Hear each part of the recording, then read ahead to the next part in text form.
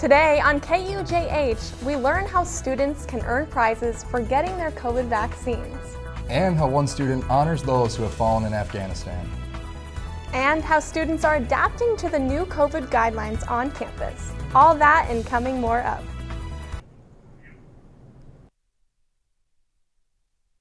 Hewitt. And I'm Madison Osperillo. Students can now earn prizes for being vaccinated against COVID-19. KUJH reporter Emily Johnson has more on how students can sign up. As students return to campus this fall, KU is now offering incentives to encourage a fully vaccinated student body. But what exactly are these incentives and what can you do to sign up? On September 13th, the Chancellor's office announced that students who upload their vaccination records will be eligible for prizes. Andy Highland, KU spokesman for the Office of Public Affairs, explained why KU decided to create the incentive program in the first place. We know that the more students that get vaccinated, the better off our whole community is. And so when we wanted to incentivize those students to go ahead and one, get vaccinated, and two, let us know by uploading their cards. Prizes include one semester's worth of tuition, $5,000 cash, gold parking tickets, Apple products package, KU football and basketball tickets, and a range of gift cards. The real question is, will these incentives really work for the unvaccinated students? Sense Cadman, a vaccinated sophomore student, is unsure.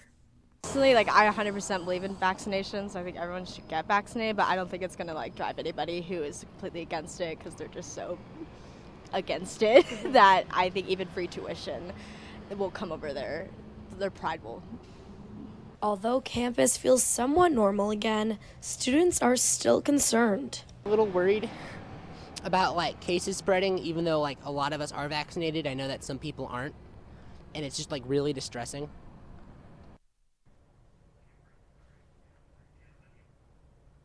Weekly drawings are going to be conducted on Fridays from August 27th until October 29th. Visit protect.ku.edu to enroll with your vaccination card and hopefully win an incentive. This is Emily Johnson reporting for KUJH News. Santiago Patino, a Master of Architecture student from Eureka, Missouri, is the first student to be awarded a semester's worth of tuition. He voluntarily uploaded a COVID-19 vaccination card. When Santiago found out he won, he asked how he could get the word out to encourage more students to get vaccinated and participate in KU's incentive program. Earlier today, Santiago made himself available to speak with reporters. Here's what he had to say about what he'd do with the money. Use it for tuition, so I was thinking putting it towards study abroad perhaps, but now that's looking like it might be out of the picture. But this will help me with our final year. I'm choosing to do the 804 design build here at KU with architecture program, and so it'll help me with the finances. According to the Kansas Department of Health and the Environment's update today, 50.2% of Kansans have been vaccinated with at least one dose, while 44.5% of Kansas have been fully vaccinated. A third dose was approved in the state of Kansas on August 12th for those who are severely immunocompromised, and over 12,000 Kansans have already received the third dose. Nearly 2.8 million total doses have been administered. The KU Public Safety Office is asking to identify 2 individuals suspected of damaging artwork on the Spencer Museum lawn. The incident occurred Saturday night at around 11 p.m. This camera shot shows the 2 suspects walking on the sidewalk in front of the museum. If you have any information about the incident or the identity of these suspects, make sure to call KU Public Safety at 785-864-5900. Or if you wish to remain anonymous, you can call KU Crime Stoppers at 785-864-8888. The City of Lawrence is offering free parking and reduced bus transit on KU game days during the remainder of the football season. Free parking will be available across 3 locations near Massachusetts Street. These locations include the New Hampshire Street Parking Garage, the Vermont Street Parking Garage, and the lower level of the Riverfront Parking Garage. Bus stops are located conveniently nearby, and they can be found next to the U.S. Bank building on Massachusetts Street. On the west side of Vermont Street and north of 8th Street as well, and in front of the riverfront parking garage. Buses will drop riders off and pick them up at Memorial Stadium. Riders will need to wear masks while on the bus. A KU student is also campaigning to honor the fallen soldiers in Afghanistan. Ryan Butler has more on this story. After a suicide bombing attack at the Kabul airport in Afghanistan killed over 170, including 13 U.S. service members, a University of Kansas student is using his platform to honor the U.S. soldiers who died while serving their country. I pretty much posted, hey, I'm going to run these 13 miles for these 13 soldiers that died for us and that were taken too soon. And also another thing that spoke to me was that the fact that a lot of these soldiers were 20 years old, 21 years old, and like that kind of hit because they're younger than me by like a year. And these are young people with lots of options in life, and they chose a life of service. They're brave, they're committed, they're passionately loyal to each other and to the missions they're given, and they fight as a team. And they're not afraid. They go into harm's way willingly, leaning on each other, and they do exceptional things. It's a generation that I'm incredibly proud of. I can't go over there right now and do anything personally, but I can raise money for it and then give it to Wounded Warrior to help families like that were in need. That's what I did, and we raised over $350, so like within like 24 hours, which was fantastic. Our nation needed them then as we need them today, and the service and sacrifice of the last 20 years on them and their families is not forgotten and is greatly appreciated. This is Ryan Butler reporting for KUJH. Wounded Warrior Project offers an array of services including mental health, physical well-being, and other programs. Coming up on KUJH, Madison will sit down with the student body president, Naya McAdoo. And a look at the new school year with COVID restrictions still in place. Have a nice day. You too.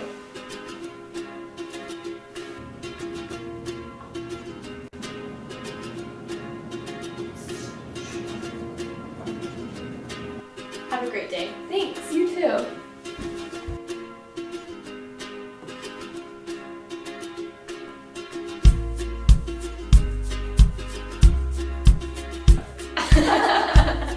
Make someone's day. Pay it forward. Hi, I'm Madison. Welcome back to KUJH. Here I'm with my special guest, student body president Naya McAdoo. Thank you for joining us today. So talk about what you plan to do for this semester, this platform. Yeah, so I'm really excited to be in this position. We have a lot of amazing platforms. Some of the things that we're going to be focusing on this year is COVID precautions and the health for overall students, and that includes mental health. We're going to be focusing on how to better show up for our Black and Brown students on campus, DEI initiatives, and how to communicate with administration on how they can better show up for those communities.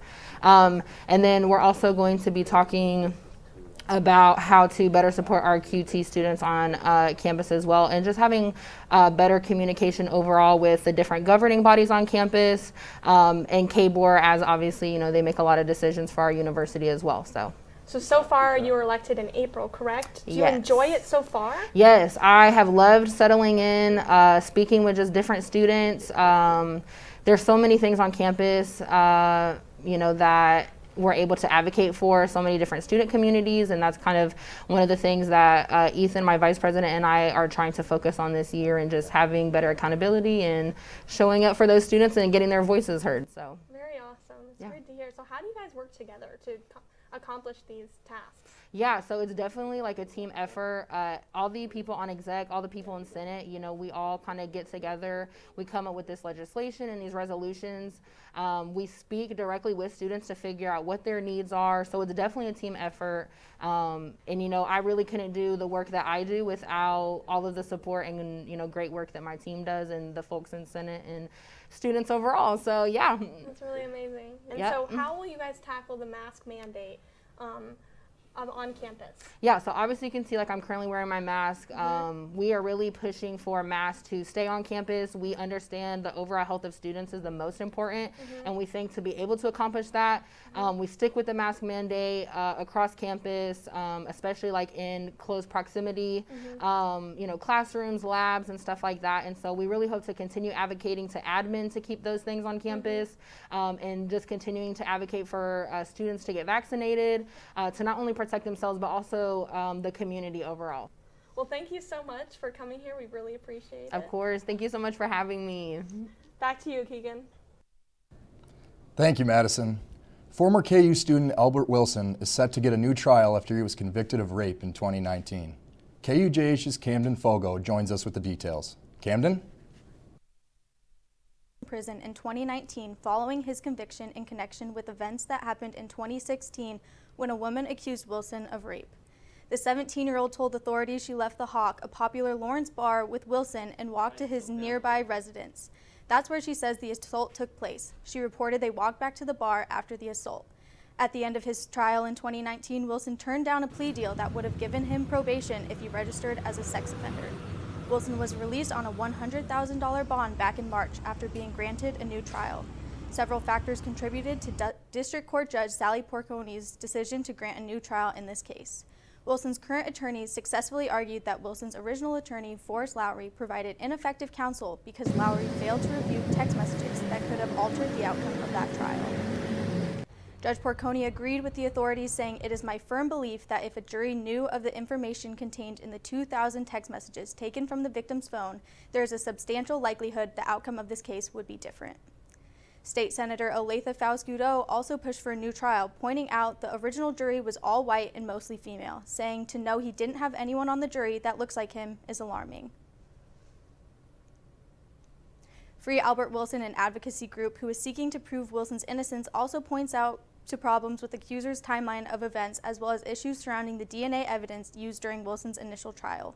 Wilson's new trial is set to begin February 22nd, 2020. KUJH will be following and keep you updated. The new school year is in full swing with in-person classes back to normal, but with masks mandated indoors. KUJHK reporter Keegan Hewitt shows us how students are adapting to the new rules. With students headed back to the classrooms for their first week of the fall semester, COVID-19 mask mandates and protocols are still in full effect.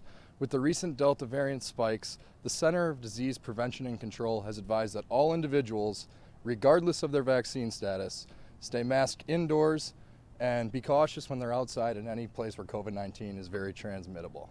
As we welcomed everybody back to campus, and the energy is so great, and it's I hear from everybody how excited they are to be re-engaged with each other, students, faculty, and staff. Just in that energy, sort of, we've forgotten what it was like a little bit, at least I have. This decision, like all other health and safety decisions during the pandemic, was made in consultation with the Pandemic Medical Advisory Team and in coordination with regional partners. As many know, a number of universities in the region, including Kansas State University, Wichita State University, and the University of Missouri, have also enacted similar mask mandates within recent weeks.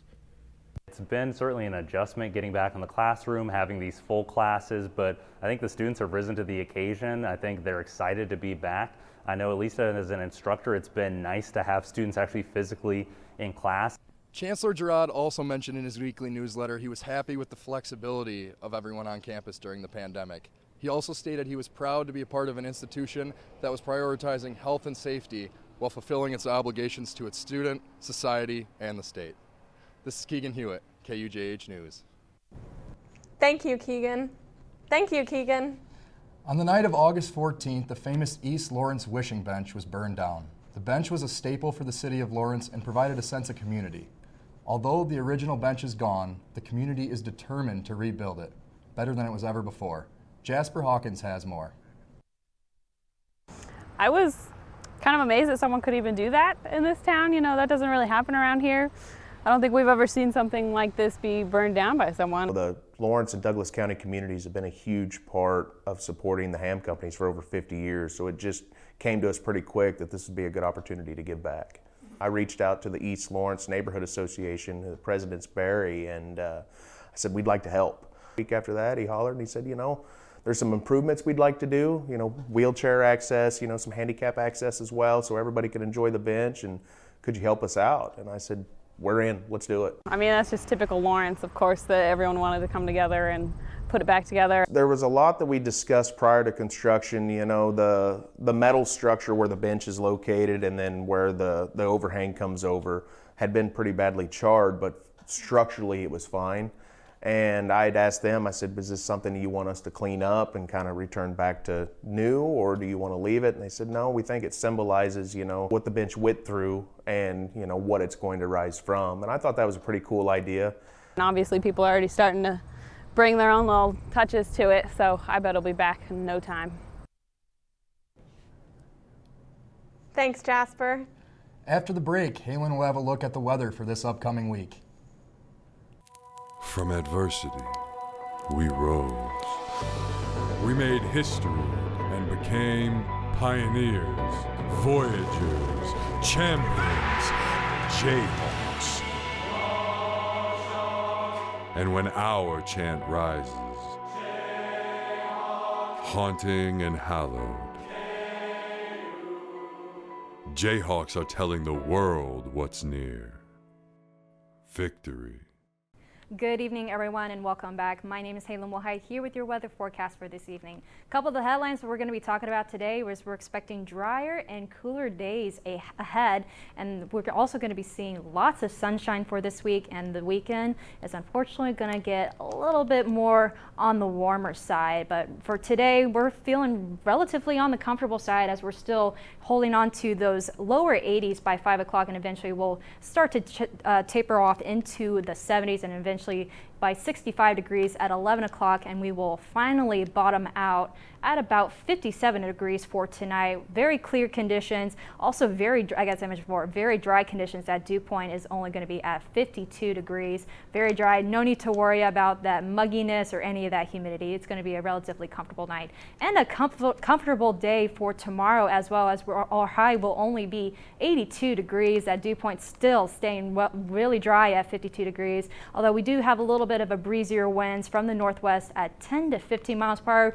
and maybe even a couple gusts up to 20 miles per hour as well. And Friday looks to be great too, as KU will be playing the Coastal Carolina. Now this is an away game. You still want to tailgate. It's going to be a great night for that, as we're only going to be at 82 degrees by kickoff and then eventually mid 70s by fourth quarter. But it's going to be a great night for football. Great night for Friday football, and the weekend is going to look great as well, as we will still be holding on to the lower 80s towards the rest of this week. And once we get into the weekend, we'll really start see those temperatures really try to warm up, and unfortunately we'll really be back into the 90s by Saturday and even maybe back into Monday as well. But plenty of sunshine, so don't have to worry about any kind of rain going into next week. That is all I have. Thanks. That's all I have. We'll be back after the break. Where you go to college makes a statement about you. This place will become a part of you, your identity for life.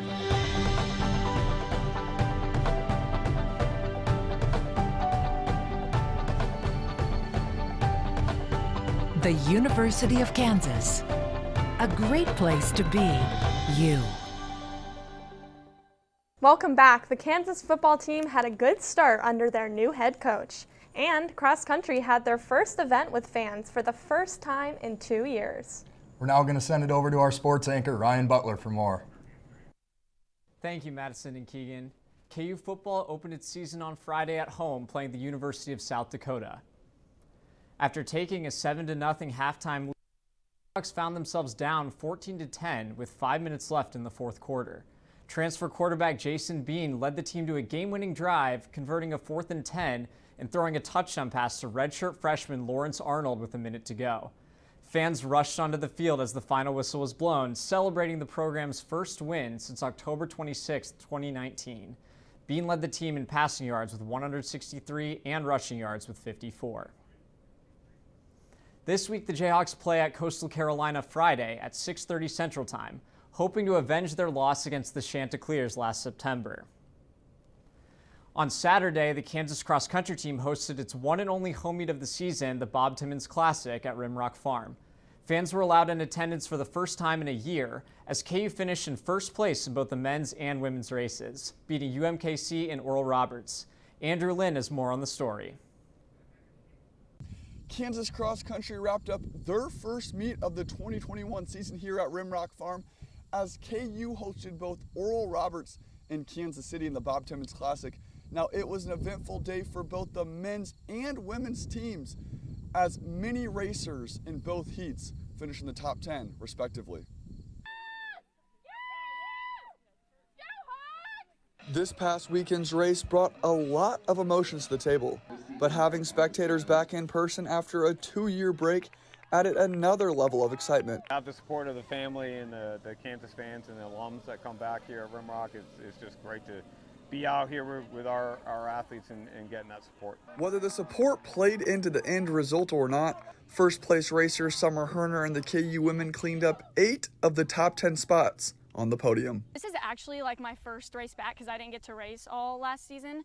So it was so special. I definitely think it helps my confidence, and same with the team. And on the men's side, TJ Robinson helped navigate the KU men to 9 top 10 finishes, highlighted by a second place finish of his own. However, despite the success, both teams have several things to refine before competing next. We need to tighten up the executing the race plan a little bit better, a little bit deeper into the race. We have to commit when some of the guys fell off a little bit earlier than I wanted them to. So we got to talk about that. Now KU competes next in Columbia, Missouri on October 1st. Reporting for KUJHNews, I'm Andrew Lind. KU sports continue with more home events this week, with the women's soccer team hosting Cincinnati at Rock Chalk Park Thursday night at 7, and then Washington State Sunday at 1. The women's volleyball team also plays Thursday night, opening their home campaign against Delaware at Horsch Volleyball Arena. The NFL regular season is finally back as the Super Bowl champion Buccaneers face off against the Dallas Cowboys. The Kansas City Chiefs start their season by hosting the Cleveland Browns in a rematch of last year's divisional playoff game on Sunday afternoon, hoping to continue their success in recent years by reaching their 3rd consecutive Super Bowl. That's all for sports. Now back to Keegan and Madison. Thanks, Ryan. Appreciate it. Well, I know I'm very excited for the NFL opening week kickoff this weekend. Are you going to be watching any games? Heck yeah. I'm going to be watching the Chiefs this weekend, and I'm ready to see Mahomes. For sure. Mahomes back in action coming this weekend. We'll be right back to you after the break.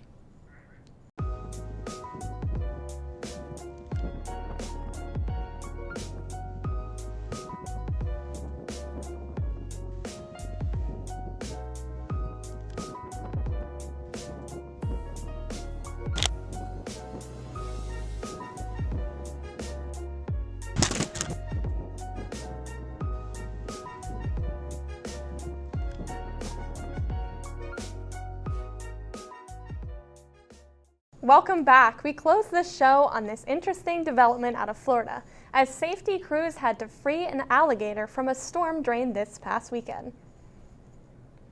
Check out this footage as passerbys found the gator and the crews actively worked on freeing him. Public work groups had rushed 1,500 gallons of water through the storm drain to push the gator into a canal. One was trapped and based on its eyes and snout and feet, that was nearly 11 feet long. That's all for KUJH. Be sure to tune in every Wednesday at 4 p.m. for KUJH News. I'm Keegan Hewitt. And I'm Madison Osberger Lowe. Have a great evening.